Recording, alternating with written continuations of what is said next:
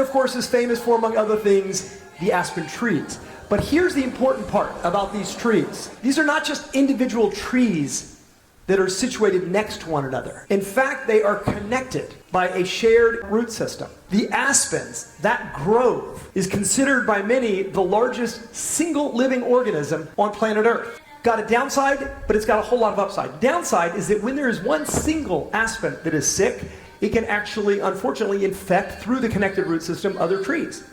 But the flip side is that a sick aspen can be rejuvenated by the healthy, strong aspens. In effect, this group of trees is stronger because they are together.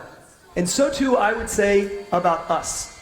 Part of what it means to be at Emery is not just that you derive the benefits of community, but that you should contribute and give and strengthen the community. We have an obligation not only to one another, but to the larger community, to engage in tikkun olam, to continue striving to repair what is still an imperfect and broken world. Even in today's woke world, where bigotry and hatred of so many kinds should be completely unacceptable, anti-Semitism is actually on the rise. And sadly, as a team of high school kids, just playing the sport we love, we were on the receiving end of some truly shocking and detestable comments. And not just once. It happened game after game after game. I was infuriated. As a captain, I didn't want my teammates to have to endure this, but I didn't know how to stop it. But as a team, with a lot of time, support, and reflection, we learned it's basically not possible to control what others do. Instead, if we had each other's backs, supported each other, and helped each other stand tall, we were better off. The strength that came from our solidarity was our best chance for overcoming an incredibly difficult and painful situation. I do know what it's like to experience that kind of support and solidarity in a tight-knit group, just in a different setting. Last spring, during the upper school musical, The Theory of Relativity, the cast and crew literally lived the famous phrase, "The show must go on." But we learned that it can only go on if everyone is in it together. Because of COVID, we were performing on a temporary outdoor stage, and nearly all of our songs were pre-recorded. So when the sound went out, we panicked. We stood there, wide-eyed, staring at each other in silence, but just for a moment, because then, almost intuitively, we knew what to do. We sang. Together, out there in the parking lot with no music except the cars speeding down Stella Link, we were able to give the audience the experience that they came for. Looking back, I don't think I would have had the courage to start singing on my own. The trust we built together as a cast and crew, the training, the confidence, and the teamwork that JVC had instilled in us, and the confidence that came from being part of something bigger than myself allowed us to make the show go on. What do I do when my love is away? Does it worry you to be alone?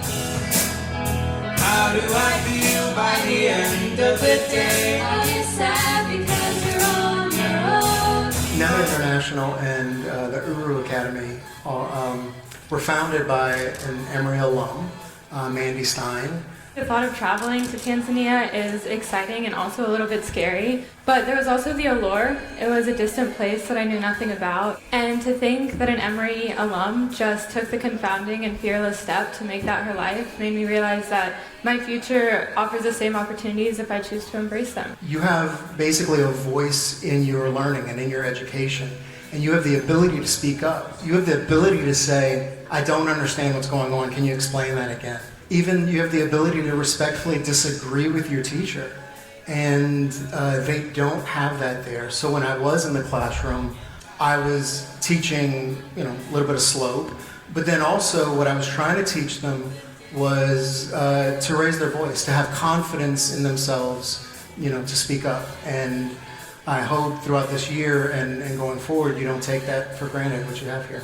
The actual term collective effervescence is a fancy term that was created by this 20th century sociologist named Emil Durkheim, who was describing the sense of energy that you have experienced, that people experience when they come together around a shared purpose. For example, collective effervescence is the exuberance that we feel when we're dancing at a party, the intensity that we feel when you're in a crowded yoga class at a studio, the intellectual electricity that we feel when you're brainstorming with friends or colleagues. Collective effervescence is the spiritual calm that descends upon you when you're with family or loved ones. What happened this year in gymnastics, in the Olympics, was remarkable. That woman is Simone Biles, and she is rightly regarded as the GOAT, right? The greatest of all time. Simone Biles does things in her routines that no other gymnast on the planet has done or even can do. To her enormous credit, on the world's largest stage, with millions of people watching, she had the courage to admit that she was experiencing a mental and emotional block. She put her personal, individual ambition aside, and she rooted for her teammates. Instead of moping in her own personal disappointment, she cheered, she coached, and she reveled in their success, which she considered hers too, epitomizing her commitment to the collective. She ended up winning only one medal, a bronze in beam, but she modeled for all of us a powerful lesson. Being together is better because we are truly better together.